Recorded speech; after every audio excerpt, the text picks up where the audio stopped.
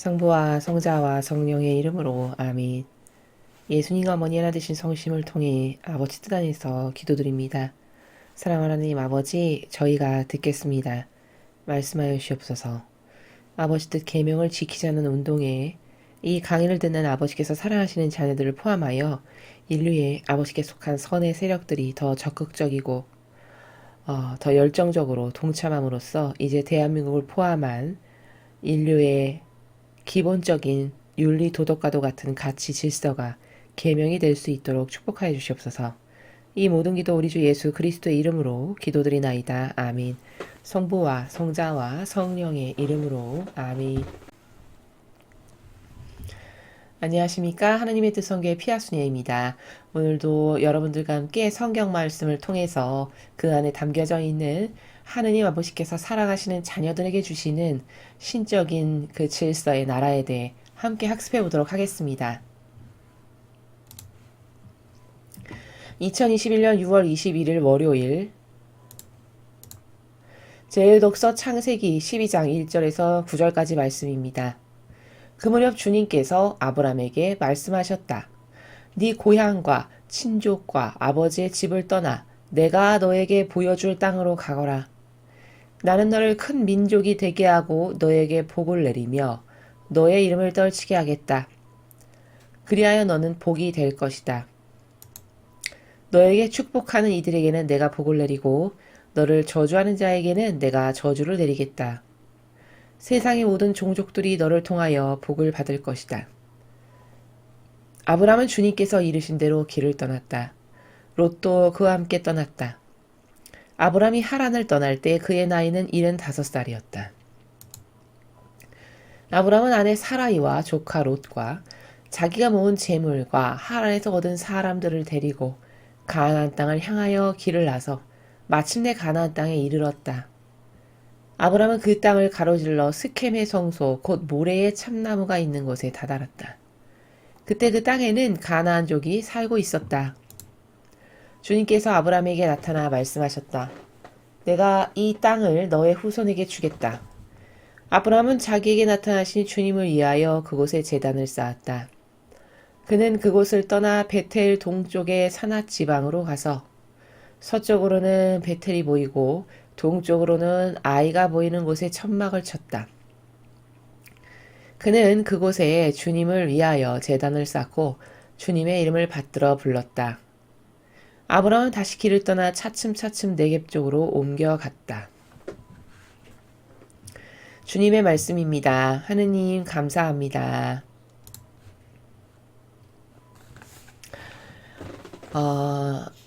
이제 창세기의 아브라함에 대해서 여러분께서 저와 함께 오늘 읽으셨는데요. 먼저 아브라함이다. 그러면 알아야 될 것이 무엇이냐면 아담과 하와 이후에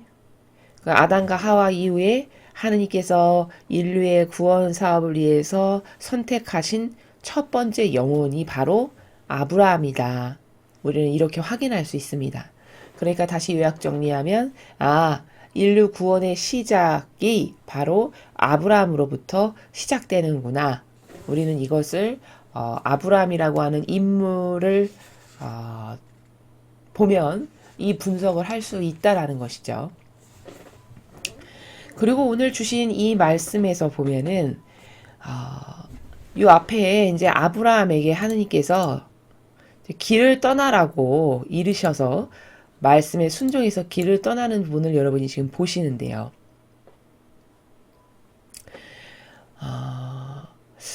아브라함은 이 당시에 세상에서 살아가는 그 영혼들 중에서도 정말 가장 작은 부족이라는 단어에도 어울리지 않을 만큼.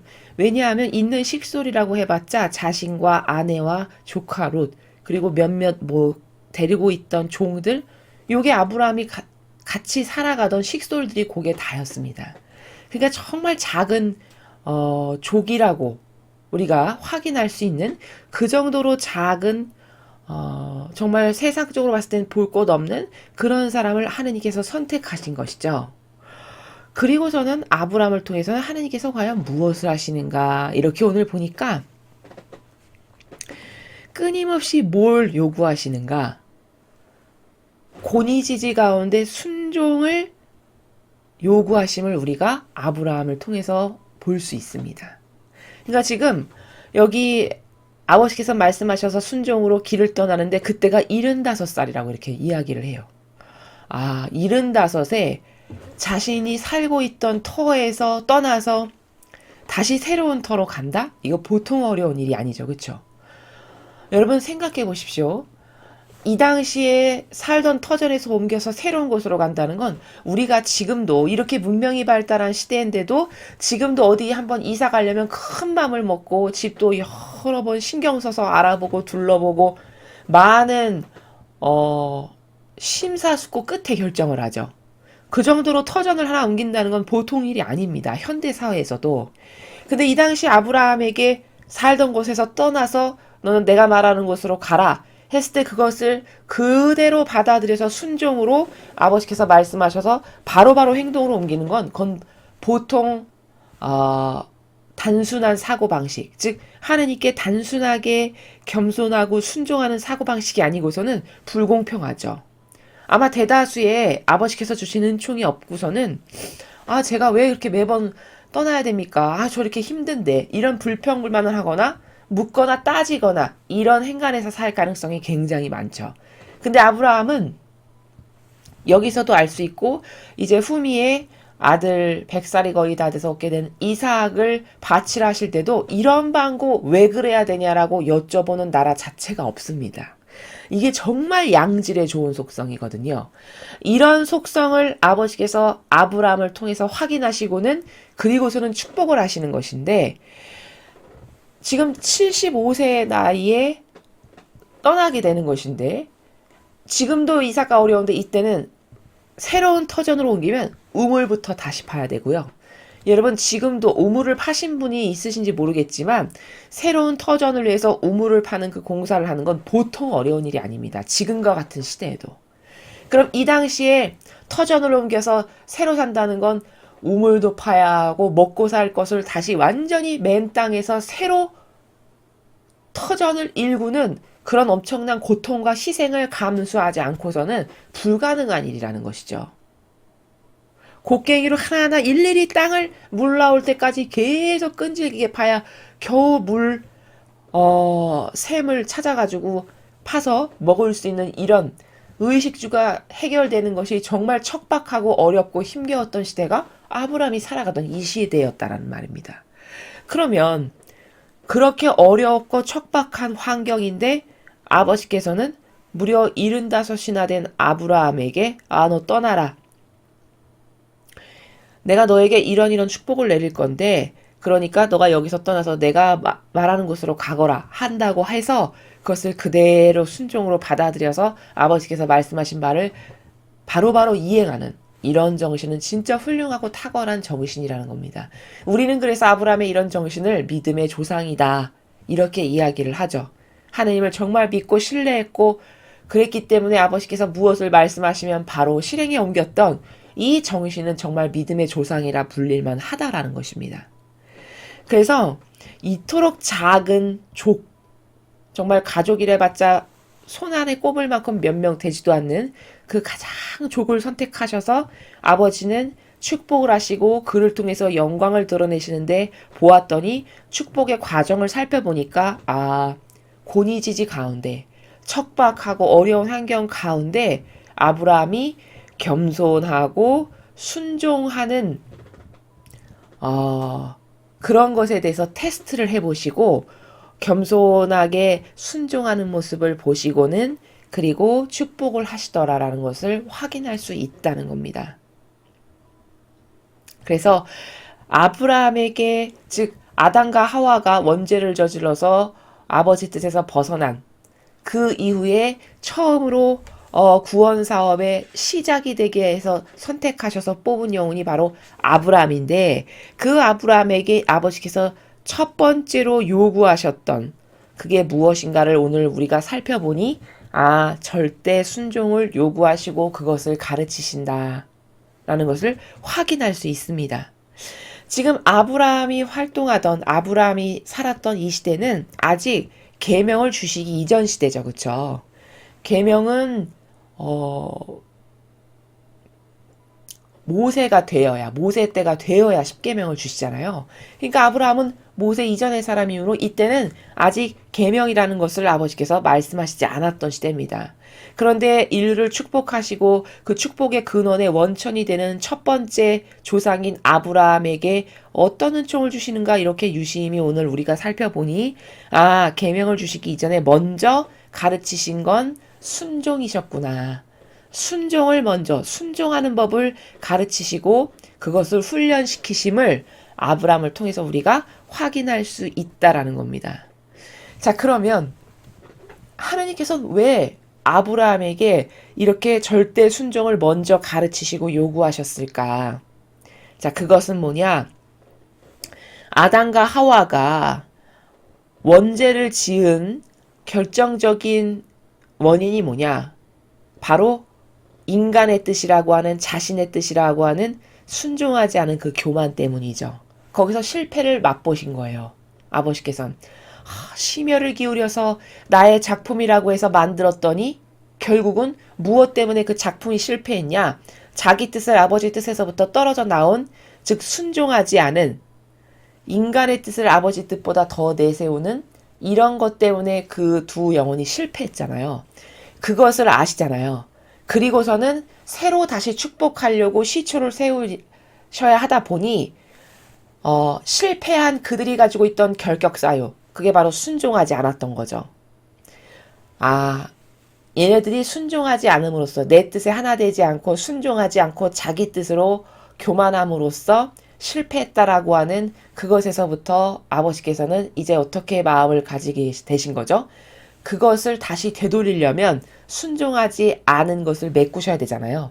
그래서 아브라함에게 순종부터 가르치시고 원하신 것을 우리가 확인할 수 있죠. 거기에 그 부작용을 다시 새롭게 하셔야 되니까 아담과 하와의 부작용을. 그래서 아브라함에게는 절대 순종을 가르치시고 요구하셨음을 우리가 확인할 수 있고요. 아브라함은 그 하나님의 절대 순종 떠나라 그러면 바로 그냥 떠나는 내가 너를 이렇게 축복할 텐데 너의 후손이 앞으로 모래알처럼 많아질 텐데 넌 여길 떠나서 내가 말하는 여기로 가라. 그럼 바로바로 순종하고 떠나는 이 순종을 완성함으로써 아브라함은 하느님께 무엇을 드린 거냐? 그 인간의 뜻이라는 것을 따름으로써 아버지가 주시고자 하시는 사랑을 받지 못하게 되었던 바로 그 부작용을 배상보속하는. 그래서 인간이 자신의 뜻을 이렇게 순종하는 속성이 있으면 자신의 뜻을 따르지 않겠죠.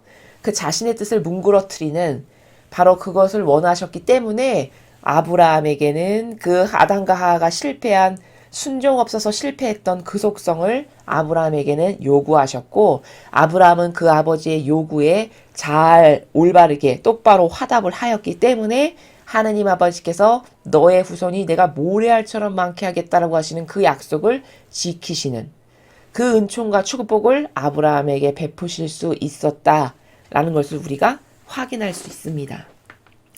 그래서 인류는 이렇게 성경을 보면요. 하느님 아버지께서 굵직굵직하게 주시고자 하시는 은총의 흐름이 보입니다. 괄목할 만한 성경에 등장하는 영혼들을 통해서. 그래서 그 굵직굵직한 흐름을 이렇게 좀 맥을 몇 개 짚어보면 첫 번째 아버지께서는 그 아담과 하와가 순종하지 않고 자기 뜻으로 떨어져 나감으로써 원죄를 지었다라는 그 사실 때문에 이제 인류를 다시 새롭게 구원의 시작인 영혼을 하나 세워서 그 영혼으로부터 구원 사업을 시작해야 됐는데 그럴 때 세웠던 영혼이 아브라함인데 그 아브라함에게는 아담과 하와가 저질렀던 그 죄악을 배상과 보속을 받으셔야 되고 다시 온전하게 하셔야 했기 때문에 아브라함에게는 순종을 통해서 은총을 주셨음을 오늘 우리가 확인할 수 있다는 겁니다. 자, 그리고 시간이 조금 지나서 야곱이 되면 아브라함 다음에 괄목할 만한 아주 특출나게 아버지께 특별한 은총을 받았던 사람이 야곱이죠. 야곱은 어떻게 하느님으로부터 은총을 엄청난 축복을 받았는가? 이 순종을 통해서 아브라함을 세우신 다음에 야곱은 갈망으로 받죠. 하나님의 은총을. 여러분 성경에 보면 원래 에사오에게 돌아가기로 했던 축복이죠. 그렇죠? 그 장자권이. 근데 야곱은 그 축복을 받기를 너무 갈망했고요. 형 에사오는 그 축복을 되게 하찮고 우습게 여겼어요. 하느님께서 주시고자 하시는 축복을. 그랬더니 그 하찮고 우습게 여기는 에사오에게 축복을 주시지 않고 뜨겁고 열렬하게 축복받기를 갈망했던 야곱에게 주시더라는 거죠. 하나님의 은총을. 그래서 갈망은 이렇게 중요한 겁니다. 그 갈망이 어느 정도로 임계질량이 셌냐, 야곱이. 환도뼈가 부러질 만큼 나에게 축복 안 해주시면 나는 절대 이걸 놓을 수 없습니다. 이 정도로 갈망의 임계질량이 셌어요. 그러다 보니 그 갈망에 아버지께서 축복을 하실 수밖에 없는 거죠. 이런 거죠. 자식도 10명이 있는데 10명을 다 당연히 사랑하죠, 부모는. 근데 어떤 특별한 은총은 10명의 자식 중에 저 그것 좀 주세요. 저는 그걸 받기 원합니다. 계속 부르짖고 갈망하고 부르짖고 갈망하고 끝없이 애타게 찾는 그 자식에게 주고 싶지. 원치도 않고 배 내밀면서 배 두드리면서 교만과 자만으로 살아가는 자식에게 내가 가지고 있는 특별한 은총을 그 자식에게 절대 주고 싶지 않다는 겁니다. 인간도 어떤 정직과 정의와 따라야 될 질서가 사고방식 안에 내재화된 부모라면 그렇게 한다는 거죠. 왜? 귀한 것을 귀하게 여길 줄 모르는 자식에게 줘봤자 그 은총과 축복이 대를 이어서 잘 될 리가 없죠. 자고로 은총과 축복이라는 것은 하느님 아버지께서 주시는 이런 위대한 은총과 축복이라는 건 그것을 소중하게 여길 줄 알고 갈망하는 이에게 주셔야만 마귀도 아니 아버지 10명이나 자식 있는데 왜 쟤한테 주셨어요? 이렇게 따질 수가 없어요. 왜? 근거 자료가 있잖아요. 봐라. 제가 이렇게 나에게 원했다. 제가 이 정도로 나에게 뜨겁게 갈망하고 이걸 달라고 주십시오, 주십시오, 주세요, 주세요. 수억만 번을 저렇게 나에게 갈망했으니 저것에 근거하여 저 영혼의 저런 열절한 뜨거운 갈망에 근거하여 내가 주었는데 무엇이 잘못됐단 말이냐? 입증 자료가 저렇게 있는데 이렇게 말씀하실 수 있어요. 그러니까 시비거리가 될 수 없어요. 그렇게 갈망하는 이에게 뭘 주시는 건. 이래서 은총은 특별한 은총일수록 뜨거운 항구하고 지속적인 열절한 갈망으로만 받을 수 있는 겁니다. 이래서 아버지께서는 구원의 시초인 아브라함에게는 순종을 통해서 축복을 주셨고요. 그 다음 시대가 조금 흘러서 야곱 때쯤 가니까 갈망으로 은총과 축복을 주시더라라는 거죠. 그리고 조금 더 시간이 흘러서 또 갈목할 만한 모세가 굉장히 갈목할 만한 사람이었죠. 그 모세를 보니까 모세가 가지고 있던 그 뜨거운 정의. 이건 아니야. 아버지의 뜻 진리로 봤을 때 이건 잘못된 거야. 라고 해서 정의가 있어서 자신의 백성을 괴롭히는 사람을 모세가 죽이죠. 그래서 그것 때문에 결국은 도망가게 되고 이런 일이 벌어지는데 그 모세에게 살아있는 정의 때문에 하느님께서는 그를 위대한 하느님의 일꾼으로 선택을 하셨고 그리고 그가 이스라엘 백성을 그 이집트 땅에서 끌어내는 그런 사명을 수행하게 하시더라. 그래서 모세가 그런 사명을 수행했던 것은 그가 가지고 있던 남다른 속성인 정의를 통해서 아버지께서 사명이라고 하는 엄청난 축복을 주셨고 그 사명은 갇혀있던 자신의 동족 백성 이스라엘 백성을 종살이 하던 땅에서 건져내는 사명이었다. 이렇게 하나님께서는 세상을 다스리시는 그리고 은총과 축복을 주시는 괄목할 만한 속성들이 있으셨는데 그 첫 번째의 시초가 바로 아브라함이고 그는 순종을 통해서 하느님 아버지께서 무엇을 말씀하시면 바로바로 즉발로 예 하고 순종하는 그런 독특하면서도 중요한 그런 속성을 통해서 은총과 축복을 받았고 시간이 흘러 야곱 때쯤 가니까 엄청난 갈망으로 축복을 받았고 그리고 또 시간이 흘러서 모세 때쯤 가니까 모세가 가지고 있는 그 불타오르는 정의 그 정의를 통해서 사명을 처음 행하게 하시는 은총을 주시더라라고 하는 이런 괄목할 만한 특징들을 우리가 확인할 수 있다라는 겁니다. 그래서 여러분 순종은 굉장히 하느님께서 반기시는 정말 중요한 영적인 속성 중에 하나입니다. 천상의 책에 보면은 루이사 피카레타에게 순종에 대해서 예수님께서 말씀하시면서 순종은 귀부인이다 이렇게 말씀하세요. 즉 무슨 말이냐? 귀부인. 아주 기품 있고 정말 품격과 그리고 인품이 정말 아버지께서 감탄할 만한 인품이 있는 그런 귀부인이 가지고 있는 속성. 그래서 그 순종을 통해서 저 정도로 열정적으로 순종을 잘하니 줄 수밖에 없는 이런 엄청난 은총이 순종이라는 것을 말씀하십니다. 그래서 우리는 이런 순종을 하느님께 드려야 내 뜻을 따르지 않고 꺾을 수 있어요. 왜? 순종이 있다면 내 것을 안 따르고 아버지 것을 따르겠죠. 그렇죠? 순종이라는 좋은 속성의 인자를 가지고 있다면 내 의지, 내 기호나 경향을 감히 하느님 앞에 내세우지 않겠죠. 오늘 아브라함이 그렇게 한 것처럼. 아브라함이 단 한 번도 순종에 있어서 정말 양질의 것을 드린 것이 한 번도 불평불만을 하거나 왜요? 토를 달거나 물어보거나 이유를 대는 이런 나라 자체가 없죠.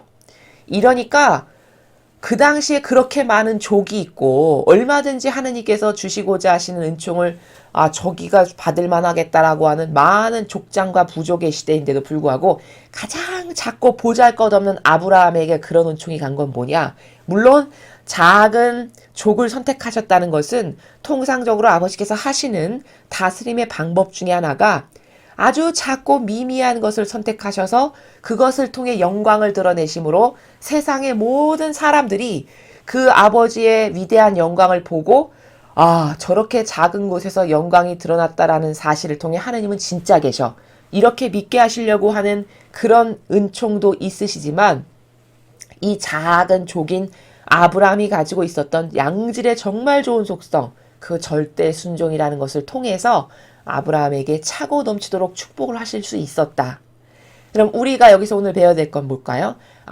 절대 순종이 얼마나 하느님과의 나와의 긴밀한 영적인 관계의 나라에서 얼마나 중요한 속성이고 아버지가 유심히 보시는 속성인가? 그 절대 순종을 하는 자는 절대 자기 뜻을 따르지 않는다라고 하는 이런 엄청난 장점. 아버지가 반기시는 그런 장점. 여러분의 자아를 여러분께서 재패시키고 싶으시다면 아버지의 뜻만을 따르는 영혼이 되기를 여러분이 진짜 갈망하신다면 매 순간 순종하기를 반복하시면 됩니다. 아버지 뜻에. 이건 내가 하기에 좀 껄쩍지근하고 별로 하고 싶지 않지만 아버지가 원하시는구나. 그래. 아버지가 원하시는 게 내가 원하는 거지. 이러고 또 꺾고 내 뜻을 또 꺾고 이런 걸 반복하게 되면 순종의 그 반복적인 행위를 통해서 여러분은 무엇을 정복하실 수 있게 되냐? 자신의 뜻을 따르지 않게 될 수 있는 은총이 여러분에게 오늘 아브라함처럼 이렇게 있을 수 있다라는 것을 오늘 이 일독서를 통해서 우리가 확인하고 발견할 수 있다라는 사실입니다. 그래서 아브라함은 참 정말 하느님께서 기뻐하실 만한 양질의 속성을 드렸던 훌륭한 사람이었구나. 나도 저런 양질의 속성인 순종을 통해서 하느님께 아버지 보십시오. 전 아버지를 사랑해서 이렇게 제 뜻을 꺾고 안 따릅니다. 이걸 자꾸 입증시켜드리는 그래서 인간의 뜻이라고 하는 그 저주받은 프레임에서 여러분께서 벗어나서 그 프레임에서 탈출해서 아버지 뜻으로 하나 되고 용해되어 살아가는 그런 영혼들이 되셨으면 좋겠습니다. 자, 계속해서 오늘 주신 복음 말씀 함께 보시겠습니다. 마태복음 7장 1절에서 5절까지 말씀입니다. 주님 영광 받으소서. 그때 예수님께서 제자들에게 말씀하셨다. 남을 심판하지 마라. 그래야 너희도 심판받지 않는다. 너희가 심판하는 그대로 너희도 심판받고 너희가 되지라는 바로 그 되로 너희도 받을 것이다. 너는 어찌하여 형제 눈 속에 있는 티는 보면서 네 눈 속에 있는 들보는 깨닫지 못하느냐. 네 눈 속에는 들보가 있는데 어떻게 형제에게 가만 네 눈에서 티를 빼내주겠다 하고 말할 수 있느냐. 위선자야 먼저 네 눈에서 들보를 빼내어라. 그래야 네가 뚜렷이 보고 형제의 눈에서 티를 빼낼 수 있을 것이다. 주님의 말씀입니다. 그리스도님 찬미합니다. 자, 익숙하게 굉장히 여러 번 들어보셨던 복음이시죠. 자, 근데 오늘 이 복음에서 예수님께서 제자들에게 가르치시고 싶은 나라가 도대체 뭐냐면, 사실 이 말씀은 지금 제자들에게 계명을 가르치시는 겁니다. 예수님께서는. 자, 계명 중에 어떤 내용을 가르치시는 거냐? 여기 1절에 이렇게 말씀하시죠. 남을 심판하지 마라. 그래야 너희도 심판받지 않는다. 너희가 심판하는 그대로 너희도 심판받고 너희가 되지라는 바로 그대로 너희도 받을 것이다. 1절과 2절의 내용을 통해서 우리가 어떤 성경에 나오는 원리를 하나 발견할 수 있는데, 그게 뭐냐? 눈은 눈으로, 이는 이로가 바로 여기에 해당하는 케이스입니다. 즉 다시 말하면 그래, 네가 이런 잣대로 남에 대해서 이렇다 저렇다 왈가왈부하면서 심판했단 말이지. 그럼 너도 그 잣대로 심판받아야 마땅한 거지. 그게 공정과 정의 아니겠어? 이런 말씀을 하시는 거죠. 그게 바로 눈은 눈으로 이는 이로라고 하는 똑같은 원리의 나라에서 지금 1절과 2절의 내용을 말씀하시는 겁니다.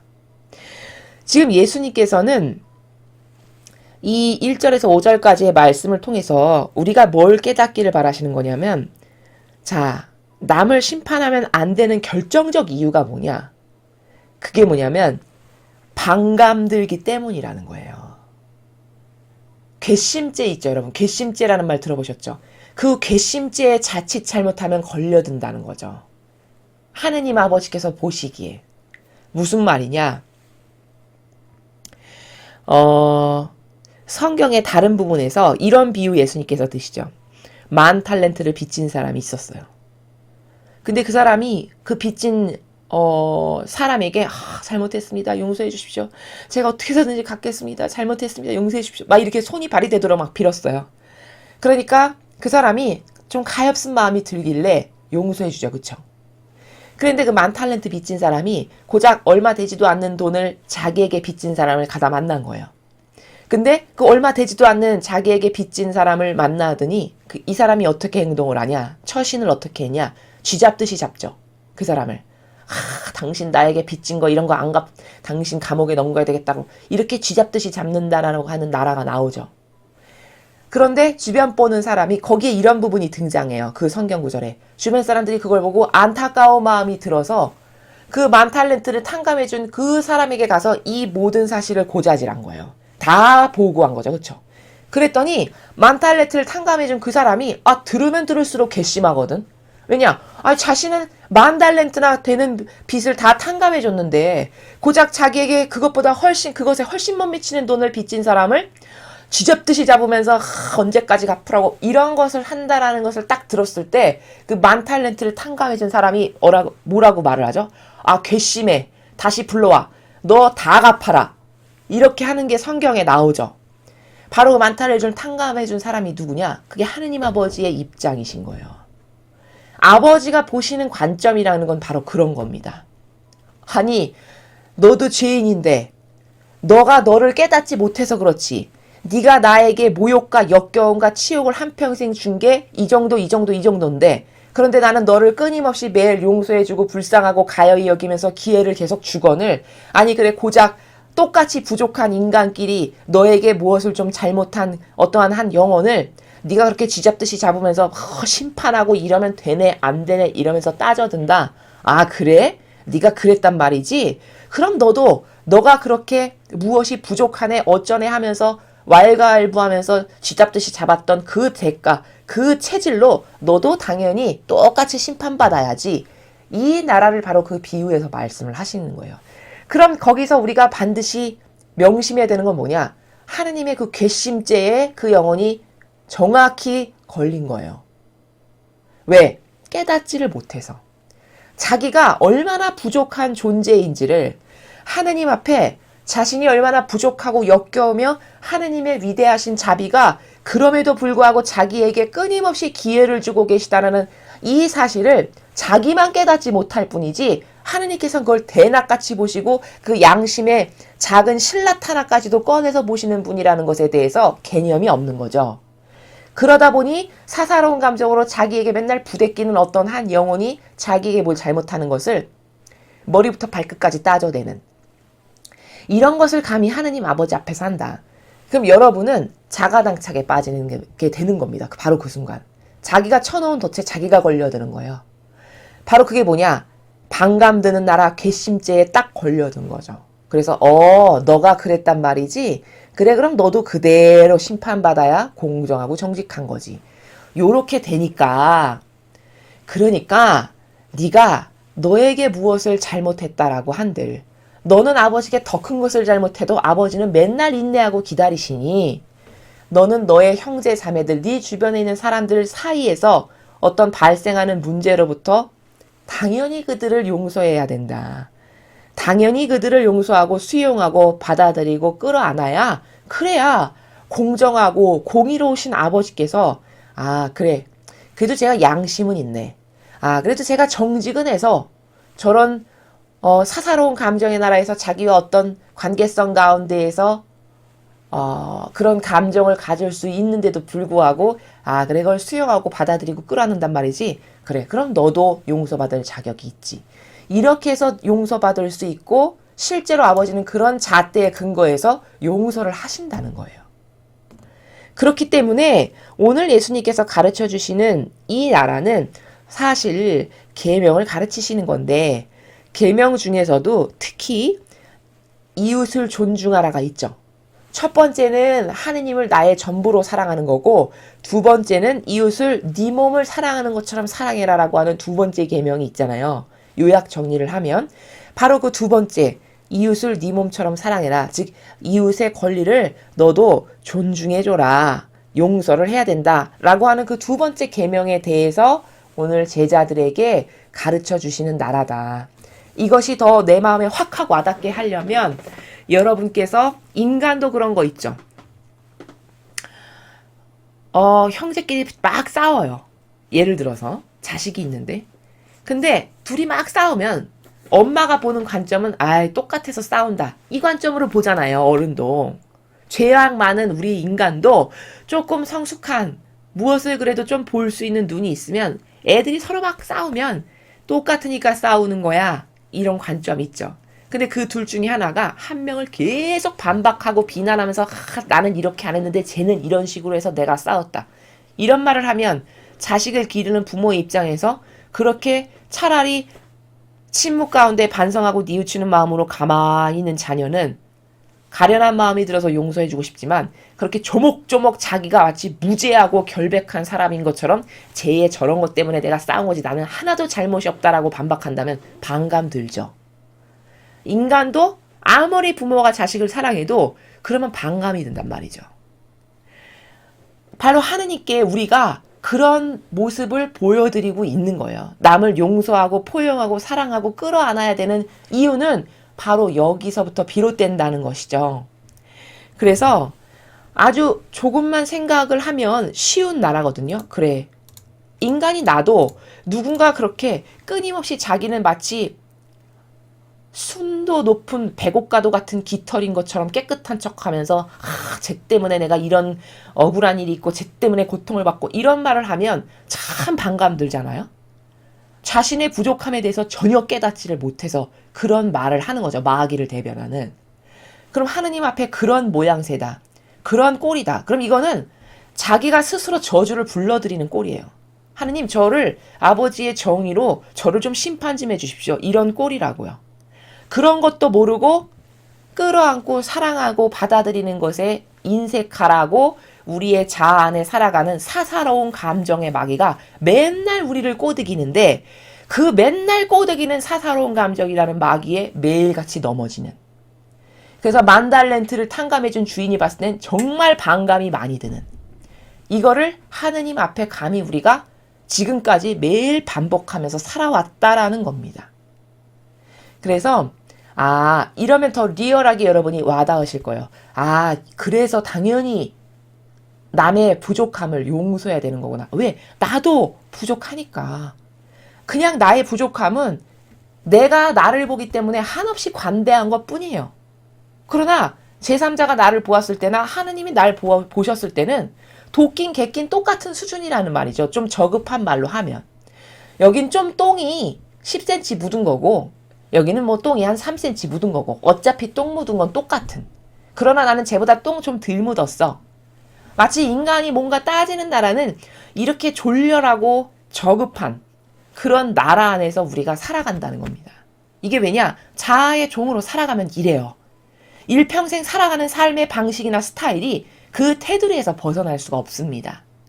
그래서 제가 누누이 말씀드리는 게 여러분이 여러분을 속이는 자아라고 하는 그 마귀의 나라에서 벗어나지 않으면 인간에게는 희망이 없어요.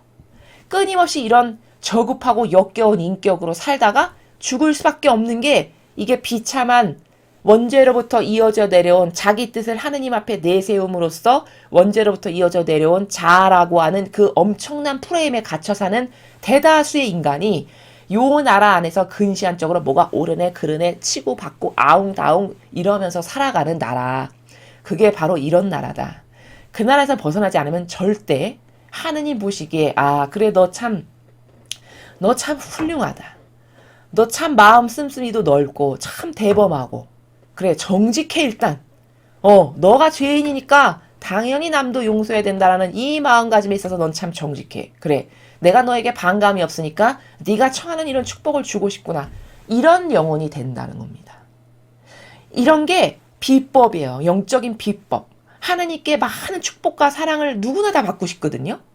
누구나 다 갈망합니다. 하느님 조금만 아는 사람도 은총 받고 싶고 축복 받고 싶은 지극히 당연한 거예요. 근데 왜 나에게 축복이 못 오냐? 내가 많은 노력을 함에도 불구하고 나에게 축복이 나는 별로 오지 않는다라고 한다면 스스로를 항상 이렇게 성경에서 배우는 매일매일 가르쳐 주시는 다양한 관점이나 원리들이나 이런 것들이 있어요. 그 잣대로 나의 양심을 이렇게 비춰보셔야 되는 거죠. 내가 혹시라도 아버지 보시기에 그런 반감 드는 역겨운 속성을 갖고 있어서 내가 은총이 내가 원하는 그런 어떤 갈망을 아버지께서 못 주시는 것은 아닌가. 박복한 인생은 자기가 만드는 겁니다. 여러분 왜 박복하다 이런 거 들어보셨죠? 참 박복하고 복 없이 살아가는 그런 건 순전히 남의 탓이 아니라 다 자기 자신의 탓이에요. 내가 마음가짐을 어떻게 갖고 있고 내가 하느님과의 영적인 관계가 어떠하며 내가 그분과의 1대1의 영성의 관계가 과연 하느님이 나에게 최소 우리는 어때야 되냐? 최소 아버지가 나에게 반감은 안 가지시게 해드리는 것은 기본적으로 해야 돼요. 최소 아버지께서 나에게 쟤는 정말 주는 것 없이 얄미워.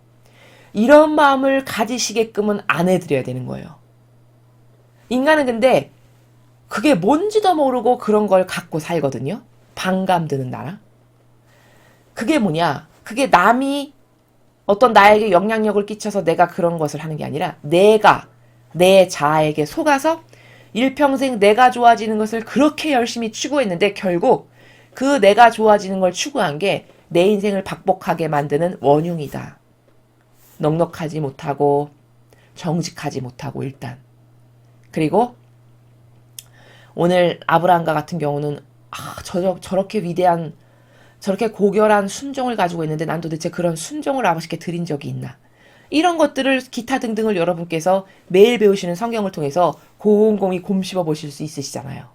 혼자 조용히 아버지하고 둘만의 깊은 관계를 가질 수 있는 그런 골방에서 이런 것을 곰씹어 보시면서 제가 이런 거를 깨닫지를 못해서 지난날 몰라가지고 이런 이상한 것들을 가지고 있었는데 제가 오늘 배워보니 정말 그렇습니다. 아버지께서 저에게 반감 가지셨을 법한 이런 역겹고 지저분한 것들을 제가 지금까지 가지고 있었는데 오늘부로 저는 이걸 완전히 다 저의 자유의지가 다 뽑아버리기를 원하니 저의 이 자유의지를 보시고 예수님과 어머니 부디 축복해 주세요.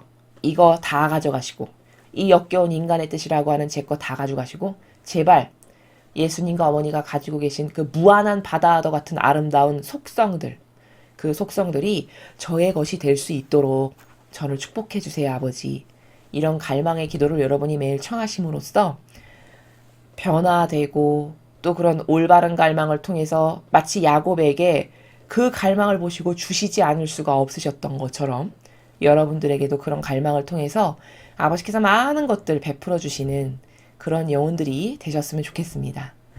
이상으로 2021년 6월 21일 월요일 복음회설을 마치겠습니다. 감사합니다.